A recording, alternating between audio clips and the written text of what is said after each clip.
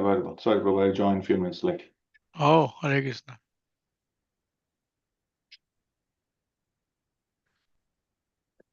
Okay. Dandavats to everybody.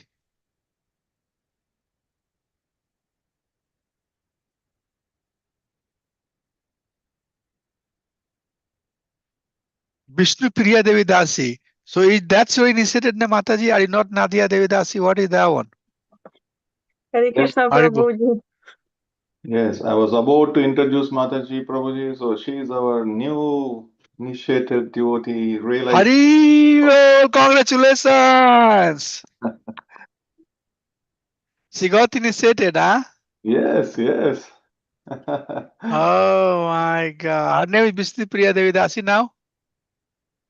Yes, so Mataji and her husband, both of them got initiated today. Today? Yes. Yeah. Oh my gosh. Oh my God. We need to have some reactions. We need to have some reaction here. We cannot So, let it go like that, okay? their husband, Yuri Prabhu is now Vishwambara Das. विश्वाम्बर दास प्रभु की जय विष्णु प्रिया देवी दासी की जय Jai, Jai. See? Hare Krishna, that's so nice. माता जी की जय. They are, their Guru Maharaj is he's from Russia, so His Holiness Uh-huh. Dayavan Swami Maharaj. So, Haribo. so both of these devotees are so, inspired, exalted that, they are awake almost all the night, because to kind of hear from their Guru Maharaj, they're up in the morning, 1 o'clock, 2 o'clock, so that they can listen to the mercy of the Lord. Prabhu, morning shows the day. Just looking at Mataji, you can say that she's very serious. Yes, yes, yeah. That's very nice. Congratulations. You all have to take care of Prabhupada's movement, Make it big, give it to people, make the whole world Krishna consciousness. We all have to try, work together. That's awesome. Thank you so much, Mataji. Thank you. Thank you, all devotees. Please accept my humble Oh, obeisances. always have Prabhupada. All glories to Srila Prabhupada. Jai. Oh my Yeah. Jnanatimirandhasya Jnananjana Salakaya Chakshur Unamilitam Jena Tasmai Shri Guru Namaha. Mukam Karoti Vachalam Pangum Langhayate Girim Yatkirpatadam Bande Sri Gurum Din Taranam Pramanand Madhvam Sri Chaitanya Ishwaram नमो विष्णुपादाय कृष्णप्रस्थाय भूतले श्रीमते भक्तिवेदांत स्वामी इति नामिने नमस्ते सारस्वते देवे गौरवाणी प्रचारिणे निर्विशेष शून्यवादी पश्चात देश तारिणे जय श्री कृष्णा चैतन्य प्रभु नित्यानंदा श्री अद्वैता गदाधर शिवसादि गौर भक्त वृंदा हरे कृष्णा कृष्ण कृष्णा हरे हरे हरे राम राम राम हरे हरे हरे राम संकीर्तन की जय हरे कृष्ण महामंत्र की जय Chai. इसको फाउंडर आचार्य His Divine Grace Prabhupada की जय the new initiates Vishnu Priya Devi Dasi and Prabhu's ki jai. Thank you so much. Chai. Very nice. Good beginning. Hare Krishna. So we are also going to start a new chapter. Chapter 4. Transcendental Age. So before I get into that, we are definitely moving faster. No doubt about it. Our speed has been pretty good. So I request you to do your homework. We have to start doing the homework. So Bimla Devi Dasi Mataji, are you receiving any homework? Yes, Prabhuji, only from Anjali Mataji and Nadia Mataji, I got their homework. Yes, so please others do your homework. That's how you learn the most. We all are learning from His Divine Grace Prabhupada. When I teach the ISKCON Disciple course, there is one chapter that is talking about Srila Prabhupada as founder Acharya, and he is our preeminent Siksha Guru. So he's our very first Siksha Guru, because we learn everything from him. Whatever I'm talking, it's all coming from him. So yeah, you will learn more if you do the homework. So this chapter 4 is titled Transcendental Knowledge. Anybody can guess what this chapter is going to talk? Any guess on this ladder? You have ladder here, and we are Bhakti Yoga, Ge- Prabhuji. Prabhuji, we are Jnana Yoga. walking up. Yeah, this chapter is going to talk about Gyan Yoga. Yes, some part of Gyan Yoga. This chapter and next chapter, chapter 4 and 5, will talk about Gyan Yoga, Niskam Karma Yoga. Those are the topics. And Niskam Karma Yoga or Gyan Yoga, when devotee does, then it's bhakti. So Lakshmi Mataji, your answer is also right. But bhakti is one step up. So in the previous chapter, Krishna spoke about Karma Yoga. Said, hey man, Arjun, my friend, you need to do yoga. And if you do Karma Yoga, then that's how it looks like.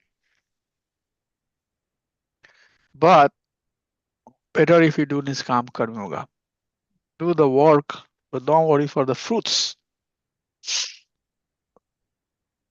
And when we qualify, when we make enough purification, then we go do the Jnana Yoga, GY Jnana Yoga. So Jnana Yoga, what is the action that we do in the Jnana Yoga? Niskam Karma. Niskam Karma. And what is the goal? Goal is merging into Paramatma or Brahman. At Jnana Yoga is mostly to the Brahman. Higher form of Jnana Yoga is merging to Paramatma. So for now, think that you are going to merge into Bhagwan, Brahman. So I have a quiz before I get into next slide. Can somebody tell me what is difference between Akama and Niskama?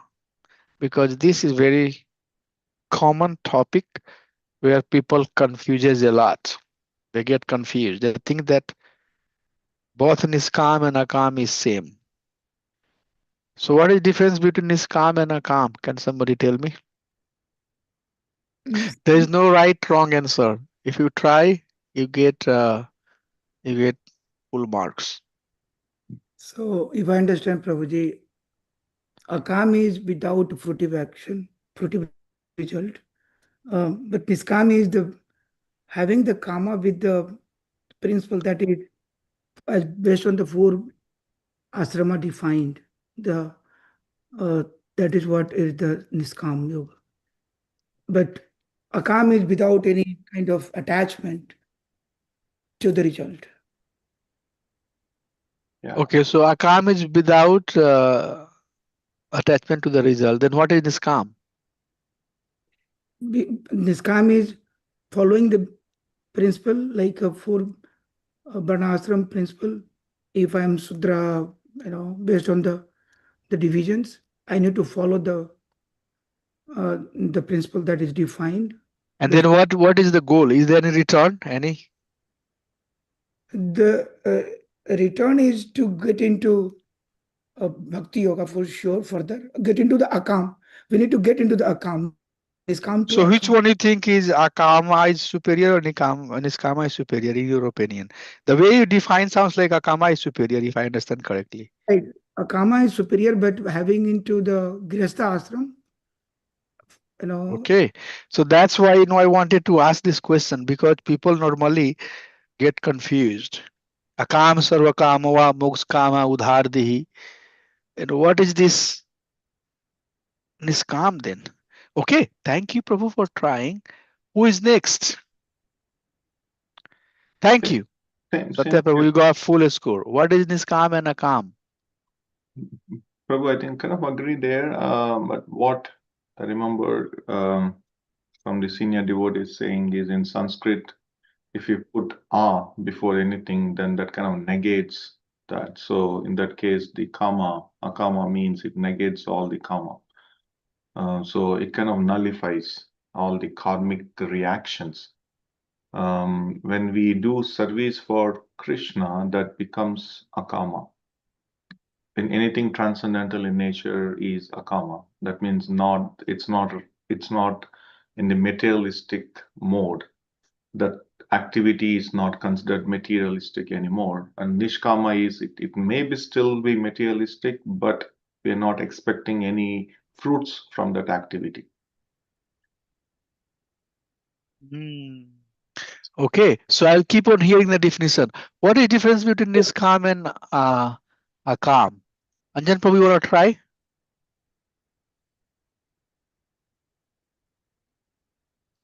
Yes, Prabhuji. What is akam and niskam?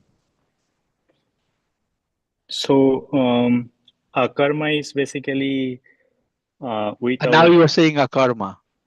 Okay, if you say akarma, then it's a little bit more clear. Yeah, what is akarma? Akarma is without being feeling like, I am doing that work or I am that owner for particular work. For example, like suppose I'm cooking in the kitchen, but I don't feel special if it is announced in the audience or with the devotees. Okay. And who would like to? Yeah, go ahead. Continue. And Niskarm is actually, I think I need more clearance.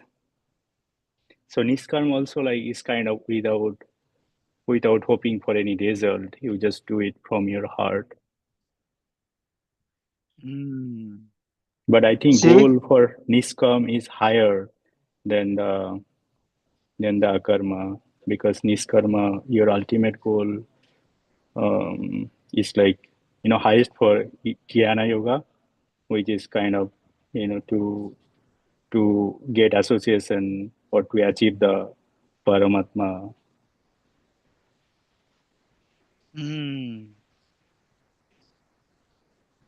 So this is what I can share. Okay. Everybody else has to talk about it. What is the difference between akam and niskam? Can somebody tell? Others? I want to hear more. Hare Krishna Prabhuji. Yeah. What is the Dandavat difference? Pranam Prabhuji. Yeah. Dandavat. Akarma is nothing but not performing any action and just doing the devotional service like how sannyasis do. Coming to Nishkarma Yoga, we do work, but we offer the results, I mean, the fruitive actions to Krishna. Yeah, you brought it very close. Yeah, you brought it very close. Yeah, compared to Akarma, Nishkarma Yoga is higher. You brought it very close, very close. But there were a little bit here and there. But I think your answer was okay. Okay. Others? Thank you. Hare Krishna. Hare Krishna Prabhuji, Dandavat Pranam. Yes, Mataji, Dandavat. Maybe I am wrong, I don't know, but yes, the Nishkama Karma, through Nishkama Karma, we practice. So Nishkama Karma is really higher. It is higher in my sense, because we, in this material world, we have only the capacity, only the ability to practice. Whether we are in any varnashrama dharma, but in any state of our life, but we have to practice. And while practicing, we should understand that Krishna consciousness basics, the fundamentals, that I'm not a doer, I don't expect any fruits, and I surrender everything at the lotus feet of the Lord, etc., etc. And when we practice, then I think by the mercy of the Lord, all those karmas which we do in that Nishkama karma, it becomes a karma.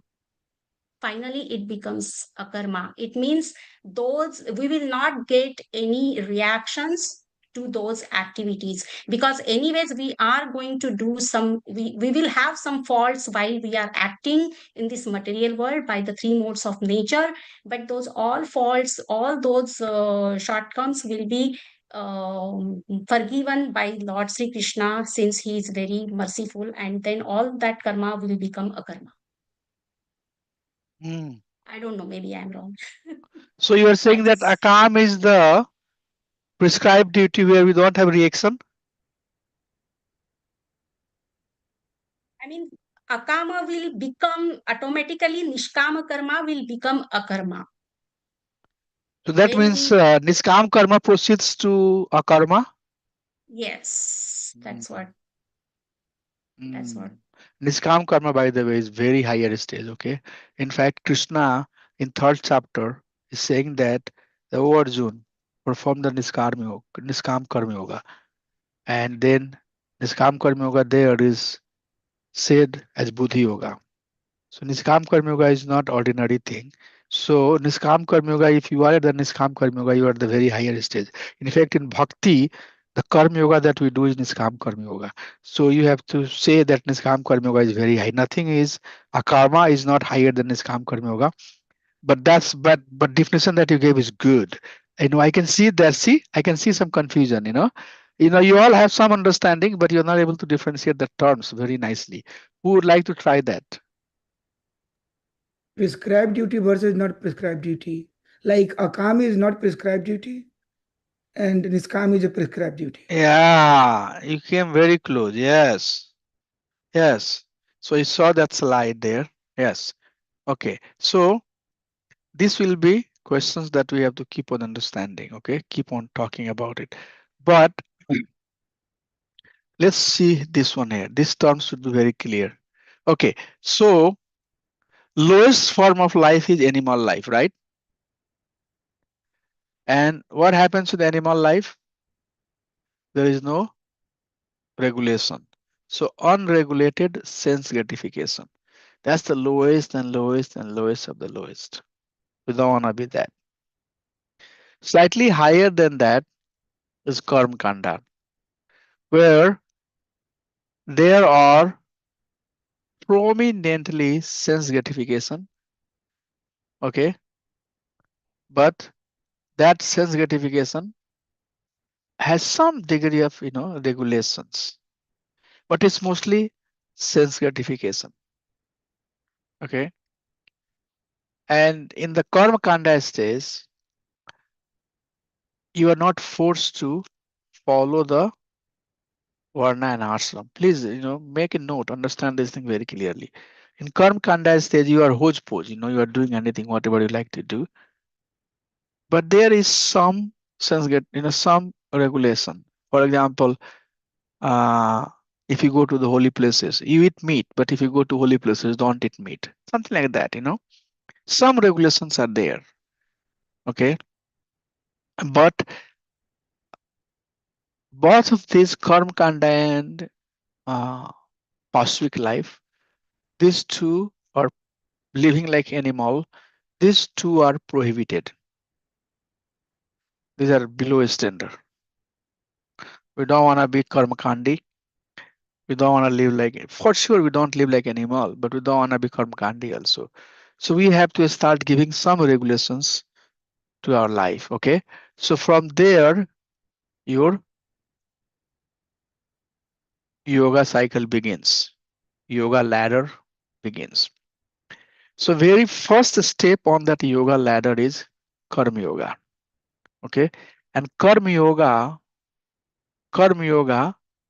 is in the beginning stage Sakam Karma Yoga, where you follow the duty of Varna and Ashram, but you do it for goal. So Karma Yoga has two categories, Sakam Karma Yoga and Niskam Karma Yoga, which means you are doing the prescribed duty, but you are doing it for some return, such as Indra Puja you do because by worshipping Indra, He'll go to the heavenly planet. He'll go to his abode. Okay. So you want to have the better life. So you'll worship Indra. So please remember, Sakam Karma Yoga. Karma Yoga has two parts: Sakam Karma Yoga and Niskam Karma Yoga. Sakam Karma Yoga is karma, action, where you have a very defined goal, like Putra Yagya, you'll see people do, or Parikarma they do. They'll go to, some demigod and say that, like Durga Mataji, they will go and say that, I'll give you something if you give me something, right? So they are going to the right person or higher person, higher authority, but they are asking something in return. Okay, so that is Sakam Karma Yoga. And when the return part is taken out, then it becomes Niskam. So still you do the duty of Varnashram Dharma, depend on Varna and Ashram, whatever Dharma is it that you have to do, you do that. But you do it for, in the beginning, purification, for your purification. So this might appear like a bhakti, but it is not purely bhakti. But when you sufficiently advance and you start doing it for liberation, then that becomes your higher advanced stage of Niskam Karma Yoga. And that Niskam Karma Yoga leads to Gyan Yoga. So to understand Gyan Yoga, you have to understand Niskam Karma Yoga. Gyan Yoga is not a very low platform. You come to the stage of Gyan Yoga when you have made sufficient purification by performing the Niskam Karma Yoga with some higher goal. Okay. And when you make sufficient advancement, then you will start doing the Gyan Yoga. So in the Gyan Yoga, our action is Niskam Karma Yoga. What is Niskam Karma Yoga? Niskam Karma Yoga is doing the action which are of prescribed duty, coming from the prescribed duty with no result. Okay. So Niskam Karma Yoga, somebody will ask you, what is Niskam Karma Yoga? Niskam Karma Yoga is doing the prescribed duty for higher benefit, for higher, achievement. It could be purification, or it could be even liberation. But when it becomes fully liberation, when the goal is liberation, then it becomes Jnana Yoga. Okay, so that you have to understand. Niskam Karma Yoga. What is Niskam Karma Yoga? It's called Niskam. Niskam. Kam means desire, and Niskam means no desire. So when you are acting in the yoga for no desire, then it's Niskam. But what is that yoga? Yoga means to connect with God. So you are doing some action, but right now the goal is not clear to you. You are not that sufficiently advanced to know that goal is to have Krishna consciousness. We are not that advanced right now. So we are doing we are engaged into some action, but that action is for something higher. I don't know the higher thing. Okay. So that is Niskam Karma Yoga. Akama you have to understand two ways. Okay. So is it clear the Niskam part first before I get into the Akam? Is it clear? Yes, Prabhuji. Yes, Okay, Prabhu. so Niskam is very high. Sometimes Niskam may appear that you are doing bhakti. If you are doing the Niskam karma with the goal of bhakti, then it's bhakti. Okay, so Niskam is not very cheap word. Niskam karma yoga is higher. But when you talk in terms of karma yoga, then maybe it becomes a little down. But when you just talk about Niskam, it becomes devotion also. So I want to make sure that Niskam is clear. Niskam Prabhuji. Karma Yoga is clear. Yeah. So, so Niskam is basically without expecting any return or without Yeah, having but desire. you are acting. But In Niskam Karma Yoga, you act, but you are acting for no results, and but that result is In fact, the result is your purification, but you are not expecting that I'll go to the heavenly planet or I'll become this, I'll become that. There is no immediate return, but you are acting. Hare Krishna. Yeah. So that means we're practicing Nishkam Karma Yoga? Yeah, bhakti has some, when you are doing bhakti, some aspect of bhakti, unless and until it, we'll talk about it. That's the yoga ladder we are trying to understand. In the beginning, yes. And in third chapter, Krishna does say, Arjun, that, you go higher, become Niskam Karma Yogi. So Niskam Karma Yoga, when it is done for the satisfaction of Krishna, it becomes Bhakti Yoga. Okay. But if it's done for just purification, we don't know where we are right now, we are not sufficiently advanced, then it is Niskam Karma. But Akama has two meanings. Let me explain you. One meaning of Akama is basically people who are not engaged in any prescribed duty. Like people who think that they'll go to the secluded place, they will leave the home, and they will meditate on their eyebrows, and they would just eat some of the roots and beets in the forest. Whatever water is there, they'll drink that water. So akama means completely rejecting all the kam, means desire, no action. That's one meaning of akama. Okay, so akama has a meaning in terms of action, no action. But akama also has meaning in terms of reaction. And reaction means doing the action that has no reaction.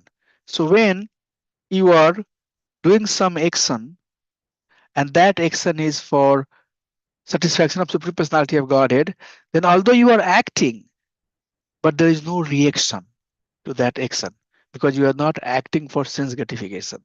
Okay, so that could be another meaning of akam. So karma, always whenever we use the word karma, sakam karma or niskam karma yoga, you have to understand in two ways. Karma, you have to understand in two terms, two ways: action and reaction, both. Both you have to understand in terms of action and you have to understand in terms of reaction. So in Niskam Karma Yoga, what is the action? The action is prescribe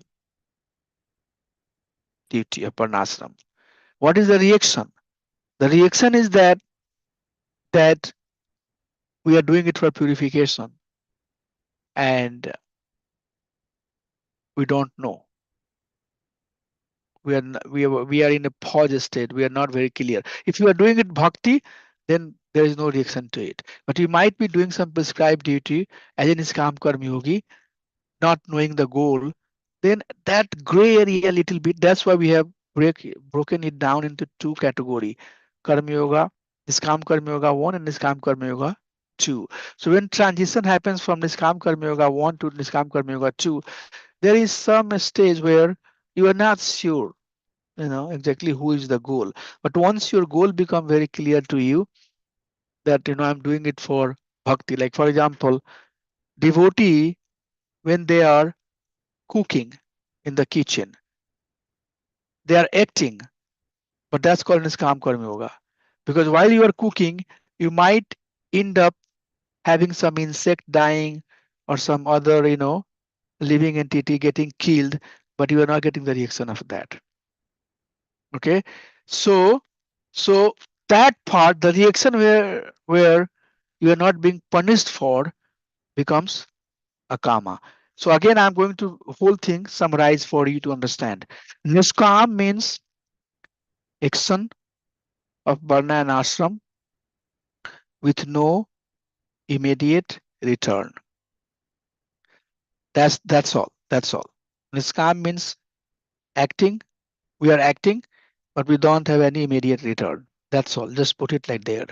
Akam means, if we look at from two perspectives, first action perspective, we are not doing anything.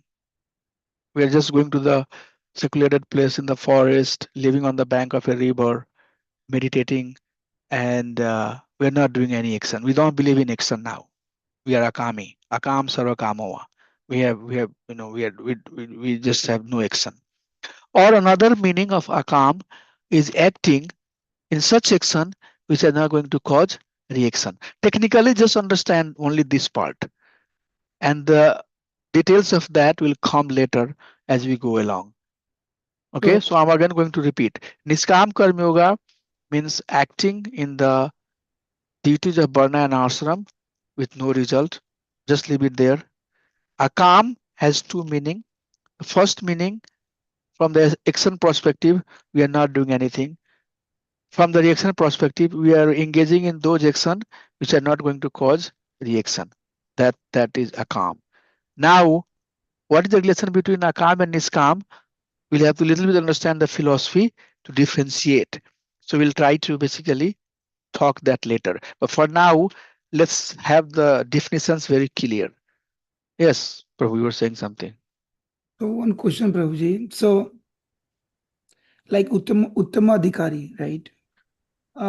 They do the akam with the Lord's pleasure, right?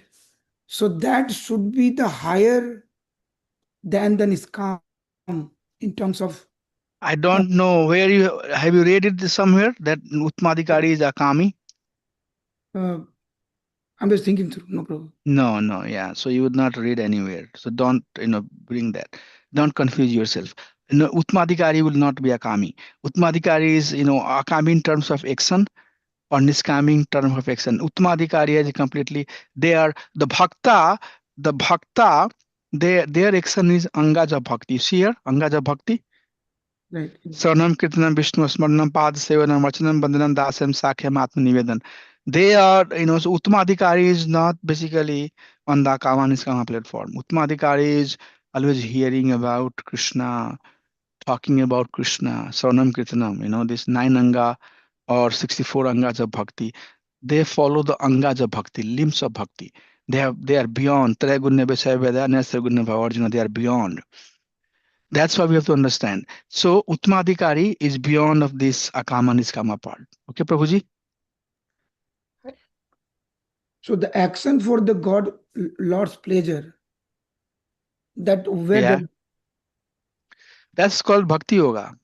Service that you do, that is Bhakti Yoga. Got it. Okay. Now clear. Okay. Yeah. So Niskam or Akam, it's all on the stage of karma, where Krishna is not our goal. We are trying to get somewhere, but we are not very sure where we are getting it. Okay. There, this concept of karma and niskam karma comes. But once you become devotee, so even if you are doing some action in the kitchen, but that is, superficially, technically you can say that this is niskam, but you are doing bhakti yoga, cooking or arti or singing for Krishna, book distribution. These are all angas of bhakti. So some aspect of that might appear niskam, but it's not karma yoga, it's bhakti yoga. So there is, now you are transitioning from karma yoga to bhakti yoga. It may appear that you are engaged in the karma yoga, but bhaktas are not engaged in karma yoga. Bhaktas are directly performing bhakti for Krishna. So these terms might be a little confusing, but we have to keep on talking about it until it becomes very clear to us. Hare Krishna, So that's can I what, ask yeah. I'm sorry. Can I ask a question? Just Yeah. to clarify, akarma, you said they do action, but they don't get karmic reaction for those action. And my question is, what kind of actions do they do that they don't get reactions for them? If the action is being done for Krishna consciousness, for example, when you become Dhyana yogi, there is 8 angas of bhaktis. So if your goal is Brahman, Paramatma or Bhagavan, then in that case you are acting, but that action is not causing any reaction because your goal is very high. If that makes sense to you. But Bhakti Yogi is acting for Bhagwan. So Bhakti Yogi also means whose goal is Bhagwan, not Brahman or Paramatma. Directly Bhagwan, Krishna. So So are they in the the, same or different?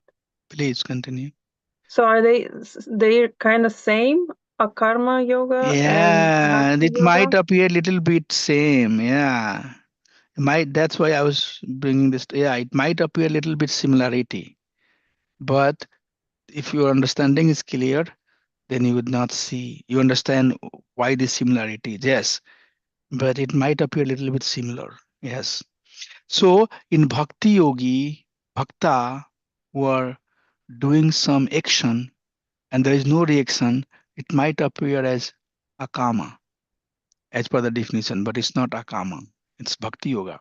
Devotee is basically engaged in Bhakti Yoga. Akam sarva kamava moksha kama udhardi. Whatever you are akami or sakami doesn't matter. You should engage in the Bhakti Yoga. So yes, there is it's not like discrete, very discrete, but you can understand by understanding the definition. The terms might not give you very clear distinctions. So you are right. You are right. Can I So clarify? yeah, So when Arjuna was fighting on the battlefield, was he doing akarma yoga or bhakti yoga? depend which fight you are talking about.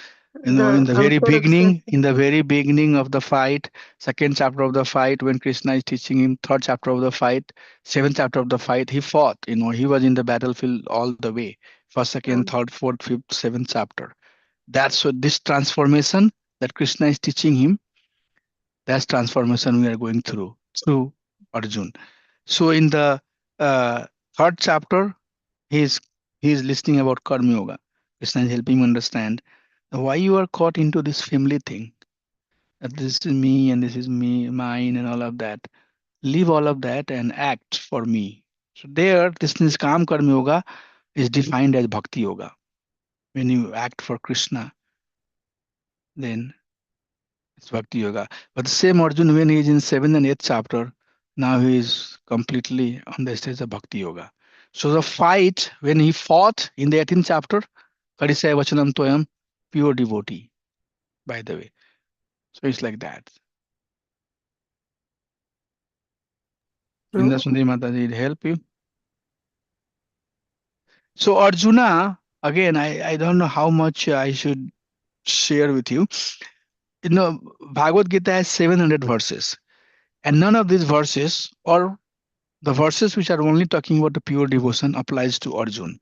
Arjun is seeing Krishna directly. He's pure devotee, as you can see in this picture. So through Arjun, we are learning. Krishna is teaching Arjun because Arjun was put into Maya, Yog Maya, to ask questions like a normal person, like you and I would do. So Arjun fighting in different stage has different aspect of ladder.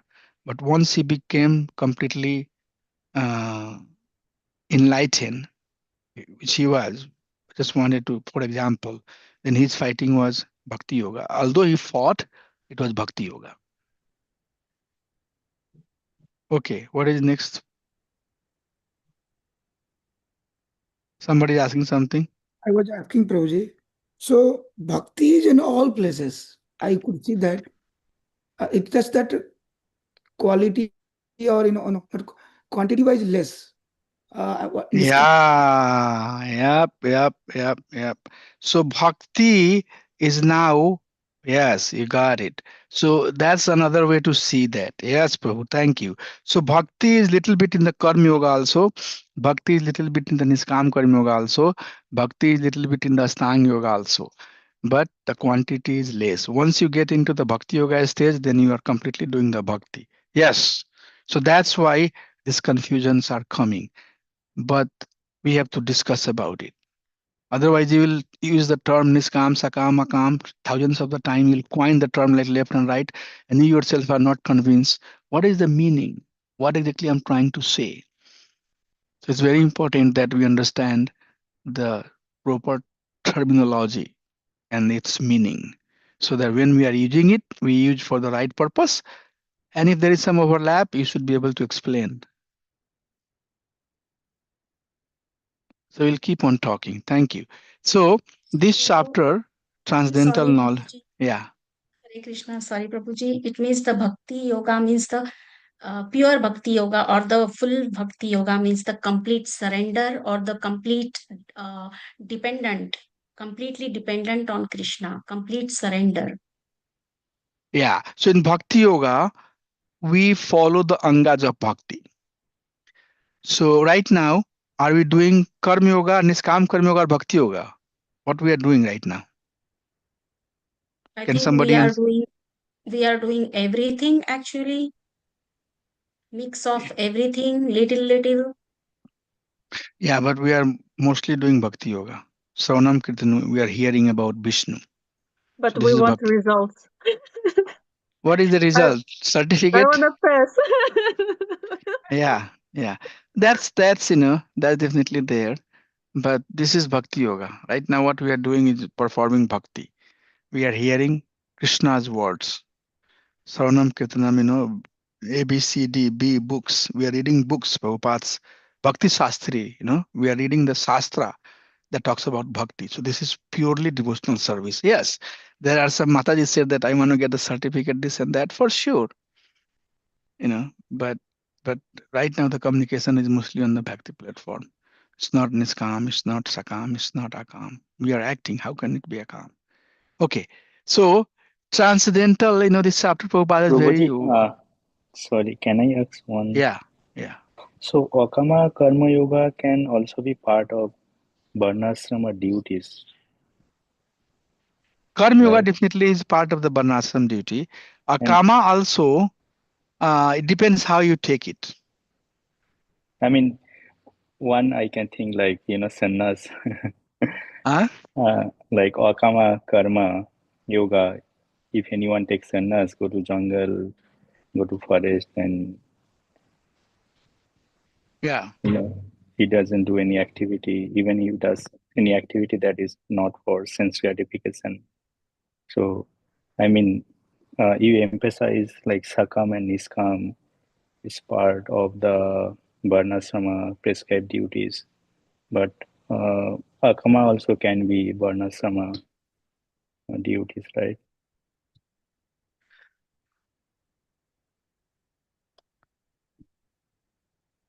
So he is in the forest. Okay. What he's doing in the forest?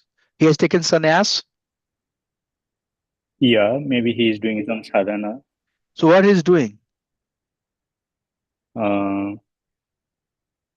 His status is chanting or meditating. Yeah. So chanting is Bhakti Yoga. So Prabhu, one of the thing that very clearly we have to understand through Bhakti Shastri course, that our acharyas have not taught that Bhakti Yoga means close your eyes, control your breath, focus on Krishna, and you are doing, no, never. Have you ever seen somebody who have studied Bhakti Samrita Sindhu? Can you tell me anywhere Rupa Goswami is saying that close your eyes, put your nose between your eyebrows and focus on the form of Krishna? Nothing like that. Chant the name of Krishna. Hare Krishna, Hare Krishna, Krishna Krishna, Hare Hare, Hare Ram, Ram Ram, Hare Hare. Hear about Krishna. His name, form, quality, and pastime. All these 64 angas of bhaktis are like that. Go and do the book distribution. Associate with devotee. In their association, chant and hear. So if somebody is going to the forest and not doing anything, it's not basically falling under bhakti, doing something else. So that's why these terms we have to understand very clearly. We are not going to be dhyan yogi type of person who just leaves everything and go into the forest on the bank of Ganges, close their eyes and say that, Mother Ganges, I am trying to be your bhakta. Nothing like that, We go into the temple, what we do? At the altar, what we do? Aarti, serve Krishna. In the kitchen, you cook. In the temple room, you sing. Everywhere there is action, right? Yes, Prabhuji. And what are those action? Action of bhakti. Prabhupada said that. That's why Prabhupada translated bhakti, the real translation of devotion is bhakti. Prabhupada said devotional service. Bhakti does not mean devotional service, I mean, how bhakti is devotional service? But Brahmada Gora Sampradaya has translated bhakti as a devotional service. So the service means all of these 64 angas of bhakti, which we'll study in Nectar of Devotion. But I have studied it so many times. Never it says that you go to the secluded place and close your eyes and bring your attention to the eyebrows, and there you think about Krishna. Meditation. No, this is not. It's not bhakti. So that's how it is. So Yes, we have to Prabhu. keep we have to keep these things a little bit clear. Yeah. And I would like to talk that so that in the beginning, if we have any confusion, we'll get clarified. Bhakti is not that. Yes, you go to some places and we chant name of Krishna. Close your eyes, Hare Krishna, meditate on the form of Krishna. There is always some action. Bhakti is not. We don't do bhakti emotional. That's why you express your emotion and become, very advanced in Krishna consciousness. But character is not purified. As a person, we have no understanding what we are talking about. But emotionally, I'm very exalted. Our Shastra, our teaching does not support that. If you are advanced in Krishna consciousness, engage in more Krishna service. Okay? But thank you. I promise that I cannot answer all the questions today, but we'll keep on honking on these terms. Hearing. I promise you that this will become clear to you. So this chapter is titled as Transcendental Knowledge. Transcendental. Why this is word transcendental is coming? Because it's talking about Bhagwan. So in this chapter, the chapter Gyan Yoga is also not bad term. Yoga is always to connect, and Gyan is by means of knowledge. So by means of knowledge, we are trying to know Krishna. Okay, so this Gyan Yoga is also very advanced type of yoga that we are going to talk about.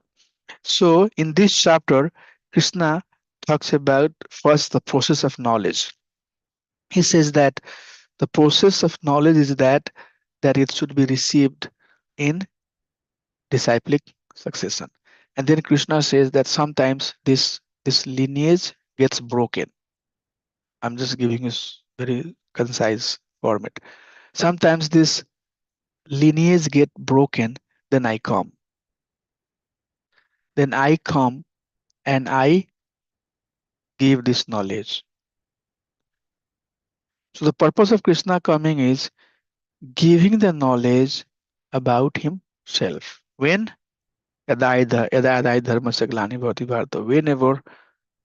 the irreligious principles are dominating over religious concept, that means that disciple succession is broken. So I come and give this knowledge. Knowledge about whom? Knowledge about myself, Krishna says, about me. So that's why Prabhupada used this chapter to talk about only Krishna. If you hear this chapter, it's where is Jnana Yoga? It's not talking about Jnana Yoga. It's talking about Krishna only. Yes, because this Jnana Yoga is Gyan about Krishna. Knowledge about Krishna is bhakti. So this is also bhakti. So these terms has to be very clear. So Krishna says that first he gives the process, and then he says that let me now help you understand what is this jnana. And then he explains what is jnana. That's what this chapter is in a very soft way. If somebody will ask you what this chapter is about, chapter 4. Chapter 4, Krishna is coming and talking about how to receive the knowledge. The knowledge is received through disciplic succession. Whenever succession breaks, I come and I set it up. And then here is the knowledge. So, Anadi Adir Govinda, Sarvakaran Karnam. Wherever Krishna starts, from there line starts. So he says that I'm telling you now Sakalena Mahata Yoganasta Prantapa. This lineage was broken by due course of time, but now I'm giving it to you. So since I start giving it to you from here, now lineage begins.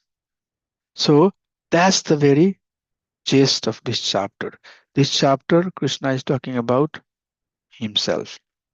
So Sri Bhagavan Vacha, he says that the personality of God had said that, O Arjun, I instructed this knowledge to sun god Vivaswan, and Vivaswan given it to Manu, and then Manu gave it to Ikshvaku.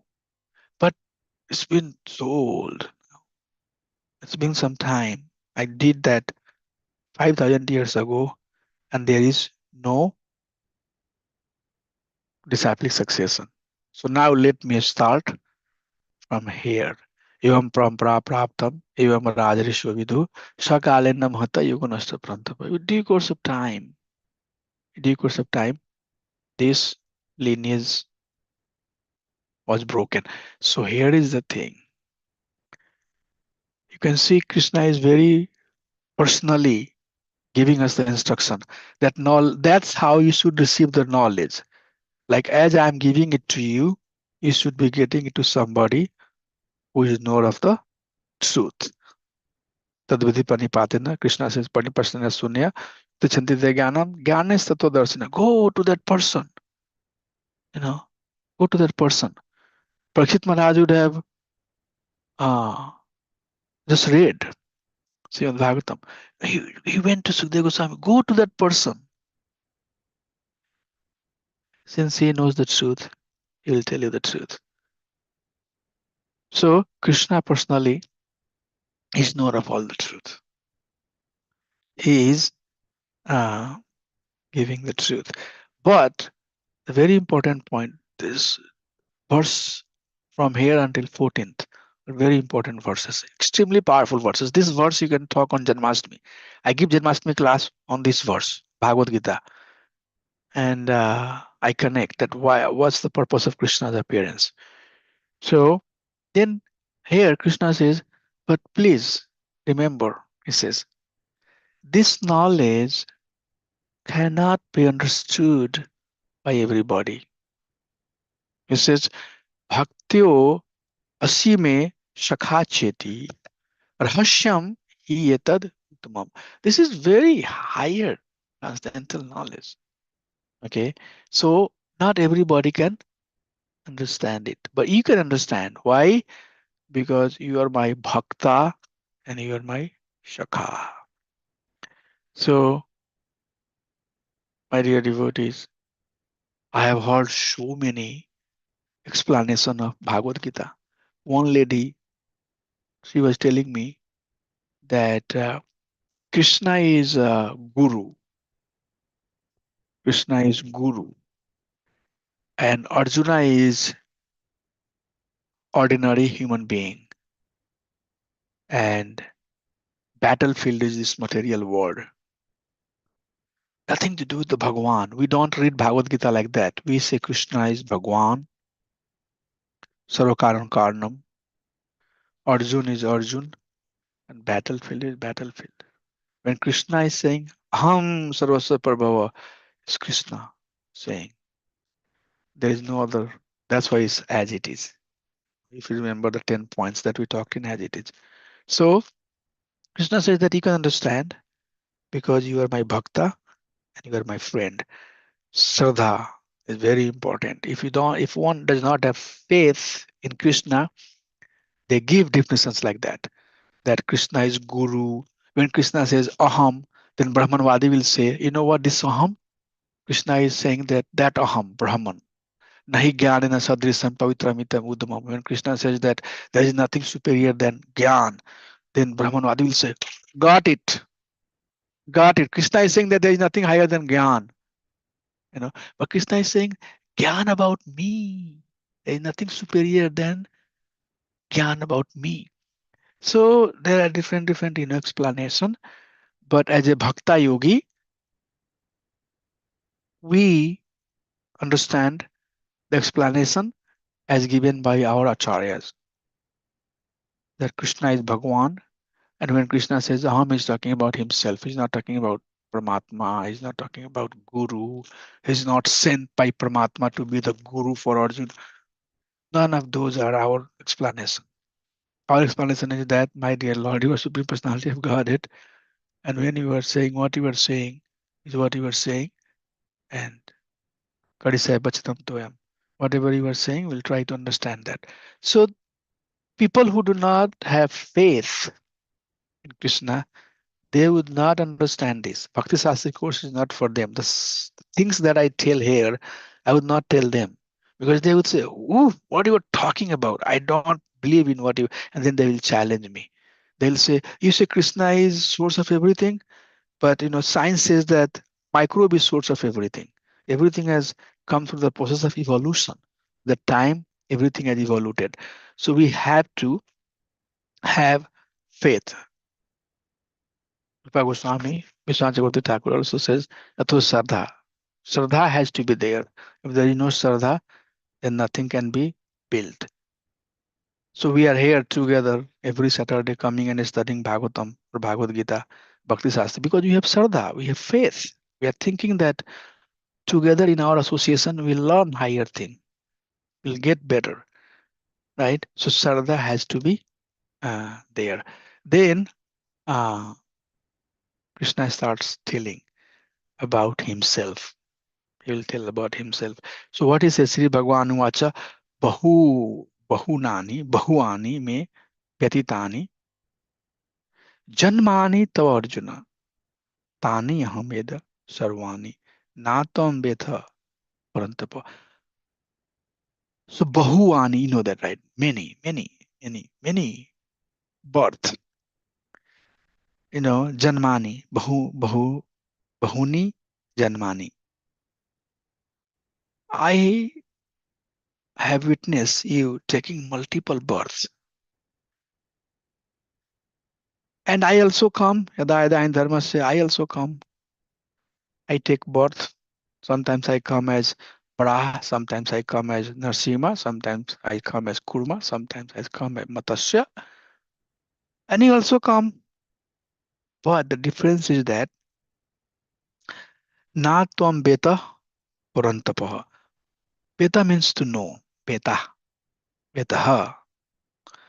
You do not know all of your births that you have taken. But I, Tani Aham Veda Sarvani, although I take the multiple forms, but I know everything. I remember everything. I know what did I do when I came as Vamandev, but living entity would not. So that is the difference between soul and super soul. Atma and Paramatma. What is the difference between Atma and Paramatma? Paramatma is not put into forgetfulness, but Atma can be put into forgetfulness. How many of you here even understand that we are the Atma? We are completely in forgetfulness. There is little bit, like in a dark room, we are into a dark room, some light is coming, bhakti, little bit bhakti, little bit, some hope, I don't know how much faith we have even in this teaching. Some hope somewhere, it's little bit coming. Something here, let's go. There is something here. That's what we are at. Sorry to say, everybody. I'm also at that stage. I don't know Krishna. I don't have that. Unless until my father wants me to know about him. But there is some hope. So soul can be into forgetfulness, but not the Bhagwan. So Krishna says that, that's the nature, my friend. Living entity. Who he is talking to? Us. Hey, you all have forgotten me. Because that's your nature. That's your nature. I don't know what was my past life. I'm sure I would have done some bhakti. That's why this life, Krishna gave me everything. I have education. I went to school, college, everything. But Krishna literally followed me. Wherever I went, he said that now I'm time is coming. Knock, knock, knock. And it's not that it happens accidental. All of you here, don't think it's accidental. Never. You all have earned it. At some time, Krishna will come knock, knock, knock, knock. Remember, in previous life, you were begging, I want to be my devotee. I gave you everything now. And now the time has come. You have to become now, Vishnu Priya Devi Dasi. Done. You have to start, So you take birth in Africa, you take birth in America, you take birth in Russia, you take birth in India. Don't get, all of these things are bodily thing. All of us who have gotten the opportunity to do bhakti, we are bhaktas. We have done some bhakti. Krishna has definitely given us higher opportunity. So soul has a tendency of forgetfulness. And then this is extremely, extremely, extremely powerful, powerful, powerful verse.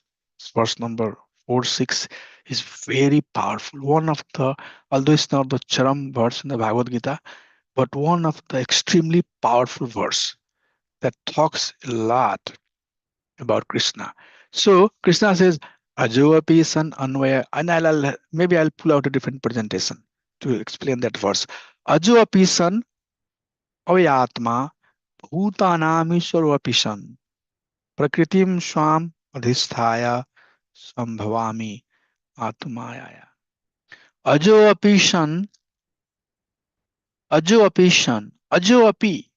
Api means bhi. Ajo means birth. Although it appears that I take birth, but no, I am Avyatma, free from all of this death and birth thing.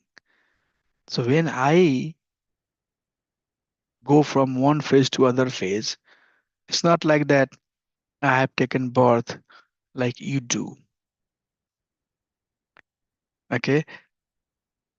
What you do, you go into the womb of a mother, stay there 9 months, then after that you come out.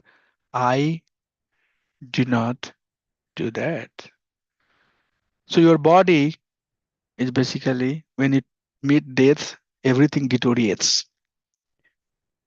Mind, intelligence, and false ego is carrier of your swabhava, your desire, and with subtle form you get into the womb of a mother, and then you take some form, baby, and then slowly and slowly, slowly and slowly, the body is growing up, and then it's going to get annihilated. Janmitu Jara Vyadhi, you are caught into that cycle, but I'm not. So please, when I say that I have also come like you have, but there is some difference. And what is the difference? Prakritim swan adhisthaya sambhavami atmaya. You are forced by your karma to take birth. Particular type of, you have no control. Your birth is forced depending on your karma, your desire, mind, heart. Atmayaya. All of this is basically happening. My desire, Krishna says, it's my desire. I come Atmayaya with my wishing. Whatever I wish to do, I do. It's not that I'm being forced. Okay. So this is extremely, extremely powerful verse. And I would let Satya Prabhuji to ask questions, and I'll pull another presentation at this point. Yes, Satya Prabhu, is 12:36. Oh my gosh, already time over. Yeah, Satya Prabhuji, please ask your questions. Prabhuji, so you said we are forced to take the birth. Yeah. Who is taking the birth? Birth is soul is taking soul, the birth. Soul. But soul is eternal. How soul can take the birth? Soul is taking birth, with the body that comes, and so the force that is existing that is soul. But soul is going through birth and then disease and then old age and death. It's just transmigration of life. So this transmigration that is being witnessed is by soul, and soul goes through this cycle of forgetfulness and remembrance. So what exactly you mean by Prabhu? Are you saying that as a soul? Yes, the reason I was asking because I mean we are not the soul. I mean we are not the body. We are soul. Right. We We are never takes the birth or die, right? So soul the never. soul Yes. is So not. that's how the sentence. The soul does not die, right? The sentence we talked about. So I was trying to understand the meaning of the sentence. Yes, Prabhuji. Soul Please. is taking the birth. So that's what I was trying to understand. What is the meaning here? Yeah. The meaning here is that soul is given the body, and soul is going through this experience of birth and death. Got it. But as such, what you referred is correct. As such, soul cannot be withered, cannot be moistened, cannot be cut into pieces. That part is there, but soul can be put into the forgetfulness. The soul can get through other morphological changes that can happen with the soul, because soul can be put into the stage of forgetfulness. So yes, in one sense, the soul is not getting disturbed, right? Soul is carrying the desire through mind, intelligence, and false ego. So as a soul is there, but soul is getting through the process of taking birth and getting the body. And so yeah. So no, one but more, who ask, it's good. Keep on. I know if any doubt you have, we are here to discuss. one So more. yes, Prabhuji. So this calm yoga, right? We have the liberation, right? We do get the liberated. Like I'm talking about the discussion that we had. Yes, Prabhuji. So as part of the liberation, um, the soul can merge into Brahman form, or it can get into the effulgent, I mean Bhagwan form, depending upon. So Soul cannot get the Bhagwan form. okay, only Brahman, and then No, soul. Even if you get into the Brahman, that doesn't mean that you become Brahman. Soul, all other designations or all other destination, maybe the time is longer, but there is fall down. Have you heard that? yeah, sure, yeah. Yeah. So maybe if you go to like the time circle or time clock is different from planet to planet, right? So if you go to planet of demigod, you might live very long, okay? But at some point, Krishna will say that Sayani Punani, once all the auspicious, thing is consumed, you will come back, right? Same thing with Brahman. Unless and until you go to Vaikuntha, you have to keep on coming. So Brahman is also not permanent. Maybe long time. But at some point, you'll have to come.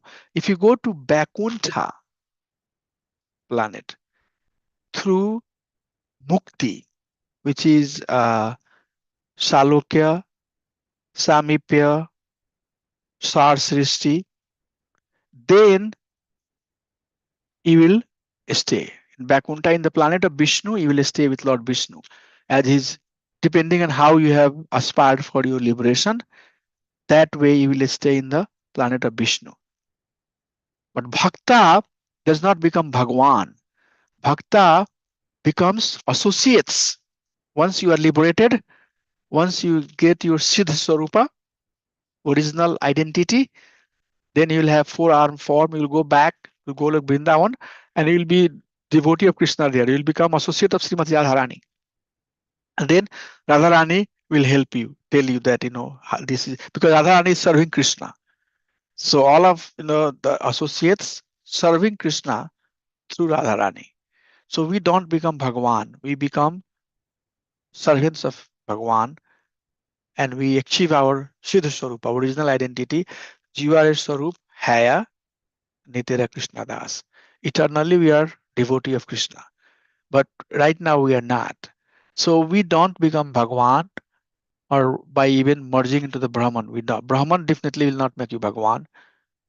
But our goal is to go back to home, back to Krishna and Golok Vrindavan and then serve Krishna with Srimati Radharani. The way you are serving here, the same service you have to do there. That's how we aspire.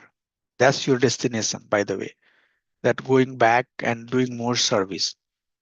But if you try to be liberated, which is Shalokya Mukti, Samupya Mukti, Sar Srishti, all of these are in Vaikuntha. So you serve there Lord Vishnu. But the service of Lord Vishnu is in the mood of awe and reverence. Since you asked me that question.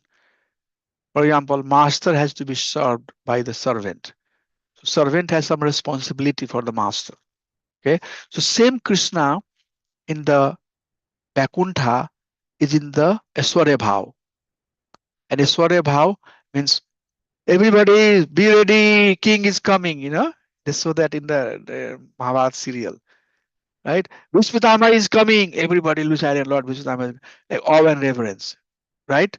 Be careful, Raja Dhiraj, 108, whatever they say, Maharaj, Dhritarashtra is coming, and everybody. So that's Aishwarya Bhav.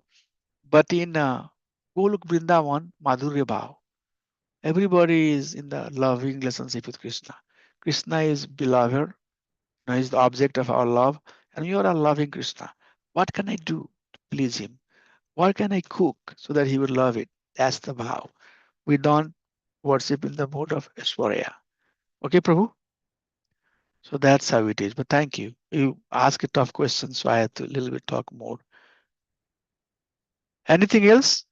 Ananga Sundari Mataji, you wanted to ask something? I saw you raising hand. No, Prabhuji. Okay. I don't know. Sorry. Then no. Okay. I don't have any questions. Okay. So anything anybody has? One question I have from the previous class, Prabhuji. Yeah, Prabhuji. Yeah. I saw one of the note where lust is the eternal enemy. Yeah. That is the, I don't know. Nitya Bharina, Kama Nitya Bharina, yeah. Oh, how come it can be taken out, right? How eternal? It can be removed, isn't it? I mean, so, unless and until it's not removed. Yeah, that's what I mean. So, the word, it's sentence, it's kind of. So right now I'm talking to you, right? And you are talking to me. So up to this stage, you are caught into this material world, right? And maybe you are happy, but again, we are getting old and our bodies will get, disease and all of that. But this is all happening because of the calm, lust. And what is that lust? Lust real mean, the very technical definition of the lust is desire that is separate from Krishna. That's all. That could be anything else. Again, it could be thousands of the things, but very technical understanding of what is lust. Desire that is separate. Whatever it could be, thousands of the thing it could be. That's the lust. What is love? Love is desire that is to please Krishna. It becomes love. Love is not to please the beloved, not to have the girlfriend and this friend and that friend. That is not the love. That's again karma. People say it is love, but it's calm, the attraction. So Nitya Bari, eternally enemy, eternal enemy is our lust, because lust every lifetime comes up with the idea that I am separate, and people have a tendency to go on the route of separatism. You will separate yourself because I'm from India, I'm from this part of India, I know I talk this language, I'm this color, language, color, birthplace, all of this. You see, I'm Bengali, I'm Bihari, I'm Bhojpuri, I'm Nepali, I'm Indian, I'm American. See this separatism, right? So this is basically the lust. What lust does is that it gives some other identity, something else. I'm South Indian, Brahmin, some other identity will give, it will give some other identity. And that identity will let you enjoy away from Krishna. That's why it's Bari, because what that does is that cause another birth. Again, next life you go, some desire cause another birth. So what is the process of bhakti? Rectification, surviving, we are trying to reclaim ourselves. Oh, we have so much desire separate from Krishna. Now let me have the desire that are aligned with Krishna. And what are Krishna desire? Bhakti. So a good point, good point. So yes, desire when it purifies, then it becomes love.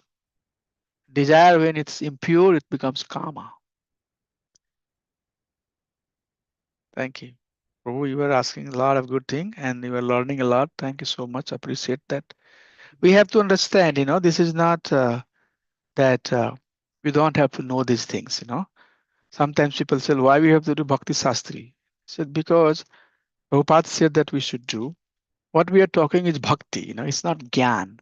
It's not dry knowledge. We need to know who the Krishna is, who Bhagwan is not, what is Brahman, what is Paramatma, who we are as a soul. All of that we have to know technically. And the more you study, the more you read scriptures, the more you know about these things. And then slowly and slowly, I'll just complete here that nobody knew. Again, I'm not saying that because we follow Brahmada Gurya Sampradaya, but listen, Prabhupada, and if you want to go up, go to Bhaktisiddhanta Swami Maharaj, go to Bhakti, Vinod, Bhakti Vinod Thakur. Please go. I'm not saying that you should just limit yourself to Prabhupada. Go to Sadhu Goswami Prabhus and read about them. See how they understood. They had a very thorough understanding of Bhagwan, very clearly. See how much little contribution they have done. Bhaktisiddhanta Swami Maharaj, wrote so much things, Bhakti Vinod Thakur. So it's not that our acharyas have not studied Shastra. They have no understanding of Bhagwan. It's not like that. They all were very, very learned. At the same time, devotee of Krishna, pure devotee of Krishna. So this knowledge will basically rectify our karma. It will help, it will expedite to know the truth, Bhagwan, faster than just merely, something that you believe in. So we need to study Shastra systematically. We need to have this discussion so that we can understand karma, and all of that, and look into the life of our Acharya. So thank you so much. Please, study about our Acharyas and, know from them, learn from them. Thank you. Anybody has anything before we adjourn? I already see many people have left, but Anjan Prabhu, anything last minute? Uday Prabhu or anybody has anything? No, Prabhu, thank you so much. Actually, Is it helping? Is it helping? Yes, Prabhu, definitely. So actually today I learned a lot about the different karma that you mentioned. I think my concept is much more clear than I had earlier. So thank you so much for that. Yeah. So anything that I'm talking, it's coming from Prabhupada's writing. Nothing is If you hear something else somewhere else, I don't know. But here, whatever I'm telling you is what I have studied and learned by Srila Prabhupada. So have your firm faith in Prabhupada. He will help us. We'll go back to home, back to Krishna. It's very important. Pure devotee. Thank you so much. Vanchkalpatarubhyascha kripa sindhubhyeva patitanam pavanebhyo vaishnavebhyo Anant Koti Vaishnavind ki jai. Hare Krishna. Thank you so much. Hare Krishna Prabhuji. Uday Prabhu Dhanvat Pranam. Hare Krishna. Hare Krishna. I'll see you all next week. Hare Krishna. Thank you so much. Thank you. Thank you, Prabhuji.